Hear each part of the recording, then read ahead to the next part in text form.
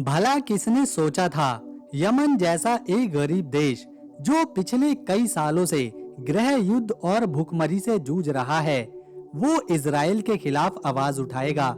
वो यमन जहां के कई शहर तबाह हो चुके हों, वो गाजा के लिए अपनी जान की बाजी दांव पर लगा देगा। लेकिन ऐसा हुआ।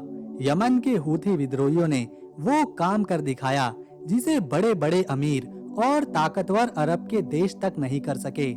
आज से 10 महीने पहले जब यमन के हूथियों ने गाजा के लोगों के लिए आवाज उठाई थी, तब दुनिया के बहुत से देशों ने शायद उनका मजाक सा बनाया था कि ये गरीब से देश के हूथी, जिनके पास ना तो ठीक से रहने के लिए छत है और ना ही एडवांस हथियार, वो भला इजराइल जैसे ताकतवर देश को क्या ही चुनौती देंगे, उसका मुकाबला क्या ही कर लेंगे। लेकिन जब यमन के हूथियों ने अपनी जंग करने की काबिलियत पूरी दुनिया के सामने रखी कि वो बिना ज्यादा एडवांस हथियारों के भी सामने वाले को भागने पर मजबूर कर सकते हैं, तब जाकर वो पूरी दुनिया की नजरों में ऐसे छाए कि बड़े-बड़े अखबारों में उनके कारनामे छपने लगे। दरअसल हूथियों की जो सबसे बड़ी ताकत है, वो है उनका जज्बा और समंदर में जंग करने की काबिलियत, जो शायद ही किसी और में है। यमन के हूथियों ने 10 महीनों पहले इजराइल को धमकी दी थी कि वो गाजा में अपने हमले बंद कर दे, वहां पर जंग को रोक दे। लेकिन इजराइल शायद सोच रहा था कि यमन 2000 किलोमीटर से भी ज्यादा दूर है और ना ही उसके पास ऐसे एडवांस हथियार मौजूद हैं कि वो उनका कुछ बिगाड़ सके। लेकिन फिर जब यमन ने शुरू किया रेड सी में अपने कंट्रोल को और ज्यादा सख्त करना, जिसमें उसने ऐलान किया कि कोई भी जहाज जो इजराइल की मदद करेगा या जिस जहाज पर इजराइल का झंडा भी लगा होगा या जो भी जहाज इजराइल से किसी भी तरह से टच में होगा, हम उस पर हमला करेंगे, उसे अपना निशाना बनाएंगे। वो जहाज रेड सी पार करके स्विस कैनाल का शॉर्टकट रास्ता पार नहीं कर सकेगा। शुरुआत में किसी ने भी इस ऐलान को अहमियत नहीं दी, लेकिन जब यमन के हूथियों ने रेड सी में धीरे-धीरे अपना पहरा बढ़ा दिया और जहाजों को चुन-चुन करके टारगेट करा, तब लगने लगा कि रेड सी में इस वक्त जाना खतरे से खाली नहीं। एक वक्त तो ऐसा आया कि हूथियों ने एक बड़े कार्गो शिप को ही अपने कब्जे में ले लिया, जिसे आज तक ना तो इजराइल छुड़ा पाया, ना तो अमेरिका और ना ही दूसरा कोई यूरोपीय देश। उधर इजराइल गाजा में अपने हमले तेज करता गया, इधर हूथियों ने भी रेड सी में जहाजों के आने जाने पर सख्त पहरा लगा दिया। अब रेड सी में हूथियों का इतना खौफ फैल चुका था कि दुनिया के अलग-अलग देशों की बड़ी-बड़ी कंपनीज ने अपने जहाजों को ही रेड सी में भेजने से मना कर दिया। इंश्योरेंस कंपनीज जो जहाजों का बीमा करती हैं, उन्होंने जहाजों को इंश्योरेंस देने की अपनी फीस कई गुना ज्यादा बढ़ा दी। चारों तरफ शिपिंग इंडस्ट्री में भूचाल सा आ गया और पूरी दुनिया की शिपिंग इंडस्ट्री ट्रेड इकोनॉमी में भारी गिरावट देखने को मिली, जिसके बाद रेड सी में पहले ब्रिटेन ने एंट्री करी, अपनी नेवल वॉरशिप भेजी ताकि वो हूथियों को रोक सके। लेकिन यमन के हूथी तैयार थे और उन्होंने फिर निकालने शुरू किए अपने अंडर वाटर ड्रोन्स, जो ब्रिटेन के नेवल वॉरशिप के लिए काफी घातक साबित हुए। जब ब्रिटेन से बात नहीं बनी तो दूसरे यूरोपीय देश उन्हें रोकने के लिए मिडिल ईस्ट के इस समंदर में कूद पड़े। लेकिन हूथियों ने इस बार अपने पिटारे से निकाली अंडर वाटर ड्रोन के साथ साथ एंटी शिप बैलिस्टिक मिसाइलें, जहां एक तरफ यमन के यूएवी जो दिखने में बहुत ही छोटे और बेहद ही कारगर साबित हो रहे थे, वो समंदर में चुपके से दुश्मन के जहाज के पास जाकर फट जाते, तो दूसरी तरफ एंटी शिप बैलिस्टिक मिसाइल्स हवा से नेवल वॉरशिप पर हमला करती। रेड सी में हूथियों के अंडर वाटर ड्रोन्स जो बिना ड्राइवर के चलते हैं, जिन पर एक्सप्लोसिव रखा होता है, जो दिखने में बेहद ही छोटे हैं, वो अब बहुत बड़ी टेंशन बन चुके थे। जिसके बाद जब कहीं से बात नहीं बनी तो फिर रेड सी में उतरा हूथियों का मुकाबला करने सुपर पावर अमेरिका, जो ना सिर्फ रेड सी में बल्कि 12-12 युद्धपोत मिडिल ईस्ट में उतारने पर मजबूर होने लगा।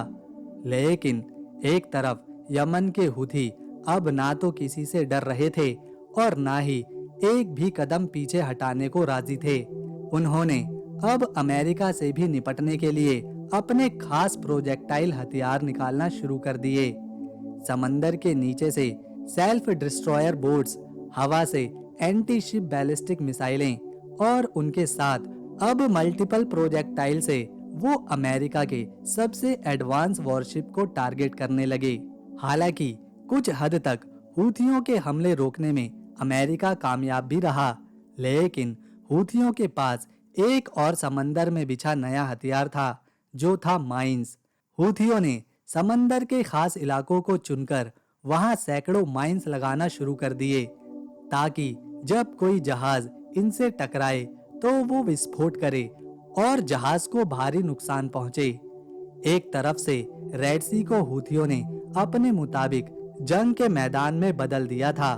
मतलब हर तरफ उनके under water drones, self boat, anti ship ballistic missile, UAV, projectiles हमला कर रहे थे, जिनका जवाब किसी के पास नहीं था।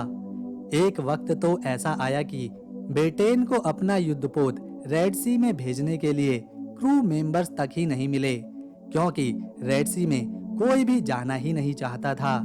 जैसा कि माना जाता है कि यमन के हूथियों को ईरान सपोर्ट करता है, तो हो सकता है कि ये हथियार ईरान ने ही उन्हें दिए हों, लेकिन ईरान इस बात को नहीं मानता कि वो हूथियों को हथियार देता है।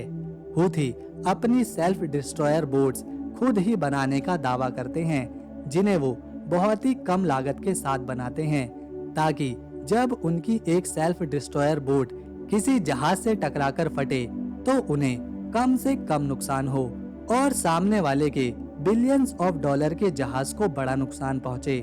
इस तरह कई तरह के ड्रोन्स हूथियों ने बना रखे हैं, जो 2000 किलोमीटर दूर तक वार कर सकते हैं, और उन्होंने ऐसा करके भी दिखाया जब हूथियों का एक ड्रोन सीधा इजराइल के तेल अवीव शहर में जाकर गिरा और ये हमला दुनिया भर की हेडलाइंस बना।